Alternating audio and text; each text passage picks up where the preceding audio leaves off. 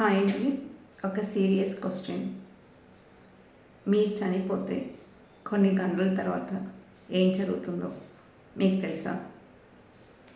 సరే, నేను చనిపోయి మీకు చెప్పలేను, కానీ చనిపోయిన వాళ్ళని ఆ సిచ్యువేషన్లో చూసేదాన్ని బట్టి ఎక్స్పీరియన్స్లో నేను చెప్తాను.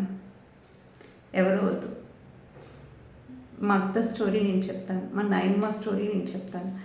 అంటే వాళ్ళు చనిపోయిన తర్వాత ఏం జరుగుతుంది, ఎలా ఉంటుంది, ప్రాసెస్ ఏంటి అని మాట్లాడతాం. చనిపోయిన కొన్ని గంటలు గట్టిగా ఒక్కబెట్టి బాధని భరించలేక అసలు ఇక ఎమోషన్ తట్టుకోలేక ఏడుస్తుంటాం. చుట్టాలు పలకరించడానికి వస్తారు.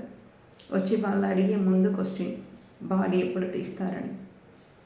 సో వాళ్ళు వచ్చిన తర్వాత వాళ్ళకి కాఫీలు, టీలు, వచ్చిన వాళ్ళని కూర్చోపెట్టడానికి కుర్చీలు, బయట ట్రెండ్ ఇదన్నీ వేసుకోవటానికి, నెక్స్ట్ డే జరగపోయేదానికి ఏం చేసుకోవాలి, ఎంతమంది వస్తారు, వాళ్ళకి టిఫిన్ ఏంటి, ఎన్న వాళ్ళు ఏం చేసుకుంటాం, ఇంట్లో ఏం జరుగుతుంది, డెత్ సర్టిఫికేట్కి ఏం చేసుకోవాలి, కాల్చడానికి పూడ్చడానికి ప్లేస్ ఏంటి, ఎక్కడికి వెళ్ళాలి, ఏ టైంలో తీసుకోవాలి అని.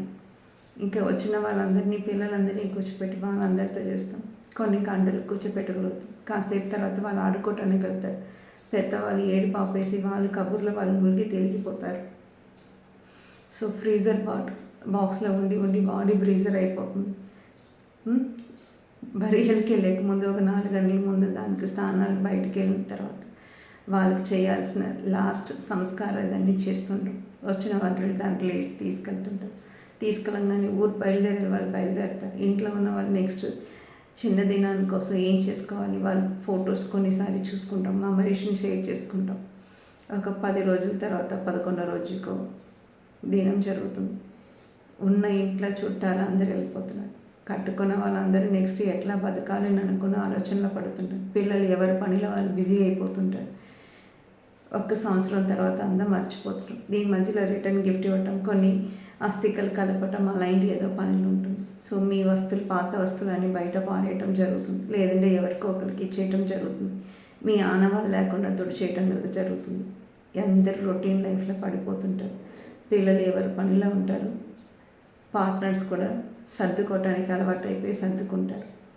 మీరు ఉండరు. ఇన్ని రోజులు మీరు కష్టపడే శ్రమ, బంధాలు, పట్టింపులు, ఎవరో ఒకరి కోసం సాక్రిఫైస్ ఇవన్నీ చేసుకుని మీ జీవితంలో మీరు వెళ్ళినప్పుడు ఎంత హ్యాపీగా లేరు, ఏం తీసుకెళ్ళారు, ఎలా ఉండాలని అనుకున్నారు, ఎవరి కోసం వదలాలని అనుకుంటారు. శాశ్వతం లేని ప్రపంచాల్లో మీరు ఉండి బతికి ఇదన్నీ చేసుకుని ఏదో స్టాంప్ మార్క్ చేసేసుకుని ఏదో వెళ్ళిపోవాలనుకుంటారు. మీ లైఫ్ని మీ ఉరుగో పరుగో బంధంలో పడిపోయి తొక్కేసి నలిపేసి వదిలేస్తారు. మిమ్మల్ని గుర్తుపెట్టుకోవడానికి ఎవ్వరు ఉండరు. ఒక 10 తరాలు, 2 తరాలు అయిపోయిన తర్వాత మీ పేరు కూడా ఎవరికి గుర్తు ఉండదు. సో మీ లైఫ్ని యాజ్ మచ్ యాజ్ పాసిబుల్ మీ అందరికీ మీరు ఎంజాయ్ చేయండి. అన్నిట్లో మీ బంధాలని, బంధుత్వాలని, మీ ప్రొఫెషనల్ లైఫ్ని ఇంకోటి నేను తోపుంది, ఎవ్వరు తోపు కాదు. మీరు చనిపోయిన 1 వీక్ వరకు అయితే మీ కూర్చి ఖాళీగా ఉంటుంది. నెక్స్ట్ మీ కూర్చి ఇంకో అపాయింట్మెంట్ ఆర్డర్ ఇచ్చి కూర్చోబెడతారు. మీ బ్యాంక్ బుక్ మారిపోతుంది. మీ ఇంటి మీద ఉన్న సైట్ నుంచి డాక్యుమెంటేషన్ అంతా మారిపోతుంది. ఏది శాశ్వతంగా ఉండదండి. మీరు బతికేదే శాశ్వతం. ప్రజెంట్ మూమెంటే మీకు. సో ప్రజెంట్ మూమెంట్ అనేది రియాలిటీ అండి. రేపు అనేది మిత్. రేపు కోసం బాగుపడతాను అనుకుని మీరు బతుకుతూ ఉంటే ఎప్పుడు ఏ టైంలో ఏ క్షణం కూడా మీరు బాగుపడలేరు. సో రియాలిటీని ఎంజాయ్ చేయండి, రియల్గా ఉండండి, ఇవాళ బతకండి. 10 తరాలకు బతకాలని అనుకుని మీరు బతుకుతున్నప్పుడు మీ లైఫ్ గాలిలో కలిసిపోతుంది. చనిపోయిన తర్వాతనే బతికున్నప్పుడు గాలిలో కలిపేస్తారు.